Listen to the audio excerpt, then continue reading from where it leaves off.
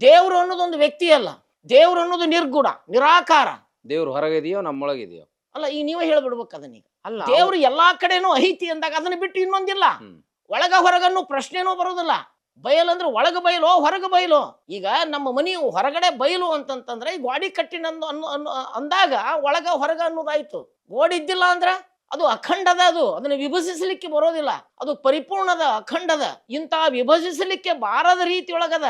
ಈ ಗೋಡಿ ತೆಗದ್ರ ಒಳಗ ಹೊರಗ ಹೆಂಗ್ ಒಂದಾಗ್ತಿತ್ತು ಹಂಗ ನನ್ನ ನಿಮ್ಮ ಮಧ್ಯೆ ಈ ಗಿಡ, ಈ ದೇಹ ನೋಡಿಬಿಟ್ರ ಬಹಳ ಚಂದ ಈ ತತ್ವ.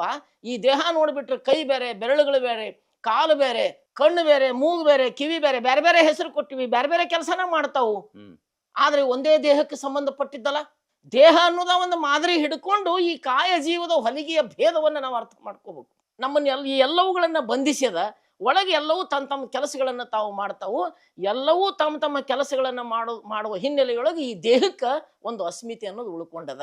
ಈಗ ಉಳ್ಕೊಂಡ ಅಂದ್ರೆ ಇವೆಲ್ಲವೂ ಕೂಡ ಆ ಮೂಲ ಚೈತನ್ಯದ ಭಾಗವೇ. ನಾನು ಅಂದ್ರೆ ಕಣ್ಣಲ್ಲ, ಕಿವಿಯಲ್ಲ, ಮೂಗಲ್ಲ ಹೇಳ್ತೀವಲ್ಲ. ನನ್ನ ಮೂಗು ಅಂದ್ರೆ ನನ್ನ ಅಂದ್ರೆ ಏನು?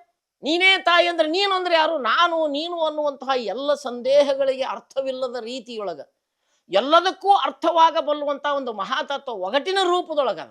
ಅಂಥದ್ದನ್ನು ನಾವು ಅರ್ಥ ಮಾಡಿಕೊಂಡು ಅದರ ಪ್ರತಿರೂಪವಾಗಿ ಈ ತೋರಲಿಕ್ಕಾಗಿ ಇವು ಬೇರೆ ಬೇರೆ ಬೇರೆ ಬೇರೆ ಅವಯವಗಳು ನಿರ್ಮಾಣ ಆದವು.